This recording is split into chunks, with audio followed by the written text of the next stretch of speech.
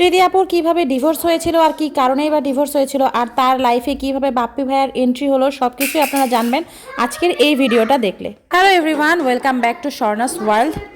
তো ফেসবুক খুললেই সারাদিন শুধু স্মৃতি আপু বাপ্পি ভাইয়া এদেরকেই দেখা যায়।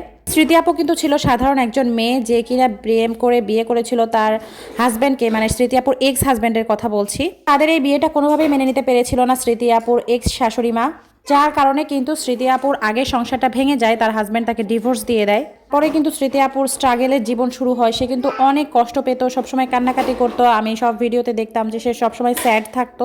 সেই দুঃসময়ে তার পাশে দাঁড়িয়েছিল ফারহানা বিথি আপু। মানে ফারহানা বিথি আপু কিন্তু ওনার অনেক ভালো বান্ধবী, সবসময় ওনাকে সব অনুষ্ঠানে ওনার সঙ্গে রাখতো। ফারহানা বিথি আপু আর রাত ভাইয়া কিন্তু সবসময় ওনাকে মেন্টালি সাপোর্ট করেছে, সবসময় ওনাকে হেল্প করেছে।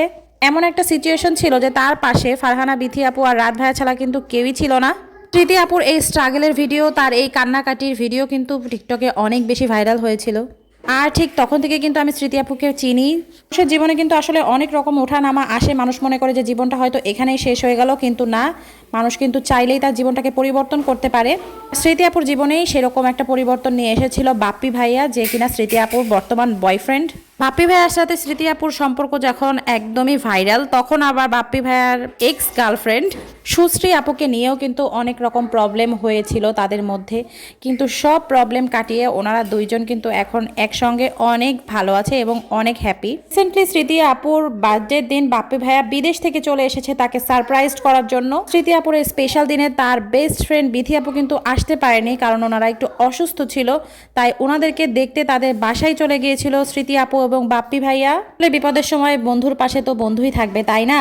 এখন যখন ওনারা সব রকম প্রবলেম সলভ করে একসঙ্গে আছে, ভালো আছে, তখন কিছু কিছু পাবলিকের আবার সমস্যা। তারা সবসময় কমেন্ট করছে যে তারা কি বিবাহিত কিনা, বিয়ের আগেই কেন তারা একসঙ্গে থাকে, তারা কেন বিয়ের আগে হানিমুনে গিয়েছিল। মানুষের আলোচনা সমালোচনা তো থাকবেই, এরই মাঝখানেই কিন্তু জীবনকে এগিয়ে নিয়ে যেতে হবে।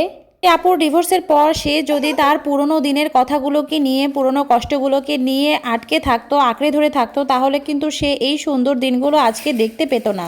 মনে হয় এই আপুটার স্ট্রাগল দেখে অনেক আপুরই শেখার আছে। অনেকেই মনে করে তাদের জীবন ওখানেই থেমে গেছে, কিন্তু আসলে না। কেউ না কেউ আপনার জীবনে কিন্তু ঠিকই আসবে। সৃষ্টিকর্তা তাকে আপনার জীবনে পাঠাবে আপনাকে ভালোবাসার জন্য। কারো জীবনই কারোর জন্য থেমে থাকে না। অনেকেই বলছে যে স্মৃতি আপা আর বাপি ভাইয়া কিন্তু বিয়ে করে নিয়েছে, আবার অনেকেই বলছে না, তারা এখনও অবিবাহিত। তবে যাই হোক, আশা করি খুব তাড়াতাড়ি তারা বিয়ে করবে এবং একসঙ্গে তাদেরকে দেখতে পাবো। অনেক কষ্টের পরে, এত স্ট্রাগলের পরে তারা দুইজন যেন ভালো থাকে, একসাথে সুস্থ থাকে, এটাই চাই। স্মৃতি আপাকে যেন আর লাইফে কোনো কষ্ট পেতে না হয়, আর যেন তাকে ঠকতে না হয়, এতটুকুই আশা করি। স্মৃতি আপু আর বাপি ভাইয়াকে একসঙ্গে আপনাদের কেমন লাগে, আর তারা খুব তাড়াতাড়ি বিয়ে করছে কিনা সেই খবরের অপেক্ষায় আর কে কে আছেন আমার মতো অবশ্যই কমেন্ট করে জানাবেন। সবাই ভালো থাকুন, সুস্থ থাকুন, আল্লাহ হাফেজ।